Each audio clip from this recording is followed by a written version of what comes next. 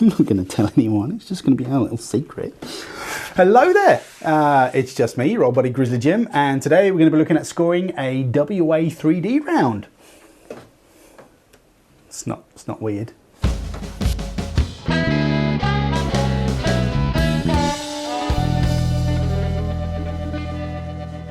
So when I'm out in the woods with my buddies, one of our most favourite thing to shoot is 3D targets. Now 3D targets come in all shapes and sizes. It's not just animals, it's dragons and monsters and inanimate objects, and I think the weirdest one I saw was an oyster with a pearl in it. It's just, you name it, you can think of it, that there's probably a 3D target of it. It's like I say, it's not just animals, although they are the most popular, and they tend to look the best in a woodland setting.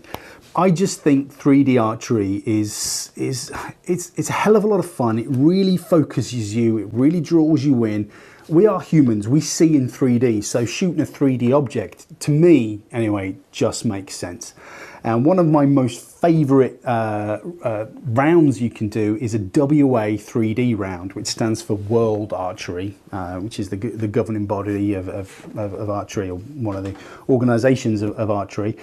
And it's gaining in popularity. You are seeing a lot more 3D shoots pop up all over the place, and I think more people shooting 3D is a good thing, and there are so many great people behind the sport really pushing it. So I am really, I just think 3D archery is so much fun, and I urge you, I really do, if you've never tried it before, just give it a go, because it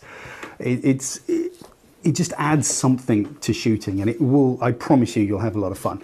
But like I say, we're going to be looking at scoring a WA3D round today, just explaining the scoring zones a little bit for you. I'll be going through different 3D rounds of different organisations and governing bodies and things, and looking at various scoring rounds from field, target, you name it. But this is just the first one of my favourites. One of the reasons why I like World Archery 3D is you tend to have two pegs, two different shooting distances from each target. Now, if you're unsighted like me, you shoot a trad bow or a bear bow, you shoot from one distance, which is usually anything up to about 30 meters. Now, if you're shooting a sighted bow, like a compound or something, you're going to be looking at something around 45 to 50 meters. Hold up there, big lad. I'm just going to stop you. You didn't explain that particularly well, and you're a professional. Why don't you try and write a script and read from that in future? I mean, it's embarrassing. But anyway, what you should have really said is the distances for WA3D are for unsighted, like bear bow, instinctive and longbow. You shoot anything from 5 to 30 meters, and anything sighted, usually like the compound, you're looking at anything from 5 to 45 meters. Just, you didn't make it very clear, and it looks bad on me, and I don't want that. So just do it better. Be better. But nothing is usually too crazy. It's not like there's a target way off in the distance and you've just got to pray that you hit it. WA3D is all about really getting it right in that boiler room, right in the pinwheel.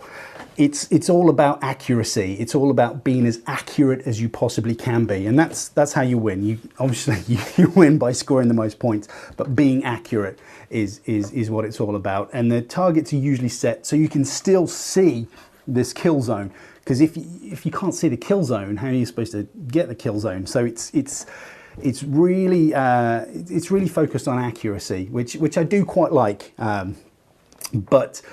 That's by the by. So when you come up to your peg, it will be an unmarked distance, so you won't know the distance. You've got to kind of gauge that yourself, which again is one of the things I really like about it. If I come up to a target and it tells me the distance to that target, that always throws me off, because I look at it and I'm gauging it, I'm eyeballing it, I'm ready to go. I look down, I see the distance, and that throws me off, because it's, well, is it? And it makes me second guess myself, and it screws up the shot.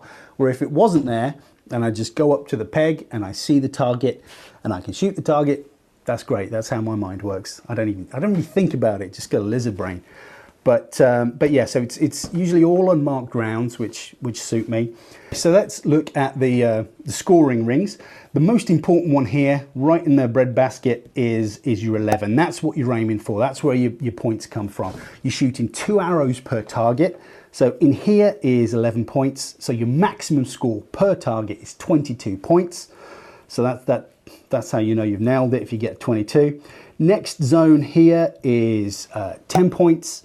Next one here, right in the sort of, this would be the lung area, that's 8 points, and anywhere else on the body is 5 points. You want to keep it nice and clean. You want to keep it in this zone. That's going to give you your scoring area. Obviously, nothing for a miss. There are so many different rounds and things out there that I just wanted to clarify the scoring rings, really, just so you kind of know what you're doing when you step up to a peg.